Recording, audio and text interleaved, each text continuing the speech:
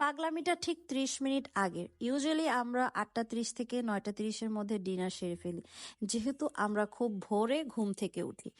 যে কোনো একটা কারণে মোরগ পোলাও নিয়ে কথা হচ্ছিল। কথা বলতে বলতে সে বলল, চলো এখনই রান্না করি মোরগ পোলাও। আর কি আর করার, বলা মানেই তো তা এখনই করতে হবে।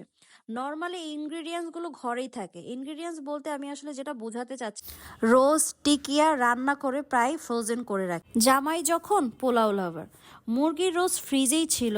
রান্না করতে গিয়ে আরেক ট্র্যাজেডির কারণ হচ্ছে বাসায় সয়াবিন তেল ছিল না। কারণ তো 2 সপ্তাহ ধরে হচ্ছে আমরা সরিষার তেল দিয়েই হচ্ছে মানে আমি রান্না করছি।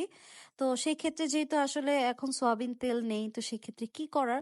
তো সে বলল এটা দিয়েই হচ্ছে রান্না করো। তো সচরাচর আমি কখনো আসলে সরিষার তেল দিয়ে মোরগ পোলাও রান্না করিনি। তো আজকে প্রথম হচ্ছে আমি সরিষার তেল দিয়ে মোরগ পোলাও রান্না করতেছি।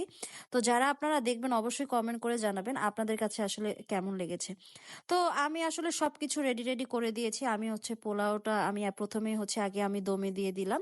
সবকিছু দিয়ে টিয়ে আমি হচ্ছে এখন যেহেতু একটু হয়ে গিয়েছে, তারপর হচ্ছে আমি হচ্ছে যে যে রোস্টটা ছিল সেটা হচ্ছে আমি এখন দিয়ে আর একটু দমে দিয়ে দিব। তারপর হচ্ছে আপনার ভাইয়া হচ্ছে আলু ভাজা খাবে। যেহেতু এটা হচ্ছে শীতের নতুন আলু, তার কাছে আলু ভাজাটা খেতে খুবই ভালো লাগবে বললো। তো সে বলল যে আলু ভাজাও খাবো। পরে আমি রেডি করে ফেললাম, কারণ হচ্ছে সে যেটা চাচ্ছে সেটাই আমি আসলে রান্না করে তাকে খাওয়াতে চাচ্ছি। আর ঘরে যেহেতু আমার টিকিয়া ছিল, সেই জন্য হচ্ছে সেই টিকিয়াগুলো আমি এখন ভেজে নিলাম। তো আমি যেটা ভিডিওর শুরুতেই বললাম যে আপনাদের আসলে ভাইয়া এগুলো পছন্দ করে বিধায় হচ্ছে আমি এগুলো মানে ফ্রিজে ফ্রোজেন করে রেখে দিই। কারণ হচ্ছে তার কখন কোন টাইমে আসলে খাওয়ার একটা ক্রেভিং উঠে, তখন যখন উঠে তখন আসলে আমি ইনস্ট্যান্ট করে দিতে আমার অনেক সময় লাগবে, সেজন্য আমি আসলে করে রেডি করে রাখি। তো যাই কথা, সব কথা শেষ কথাই হচ্ছে আমার রান্না বান্না শেষ, এখন হচ্ছে খাওয়ার পালা। আমার মোরগ পোলাওটা কেমন হলো অবশ্যই কিন্তু কমেন্ট বক্সে জানাতে ভুলবেন না কিন্তু।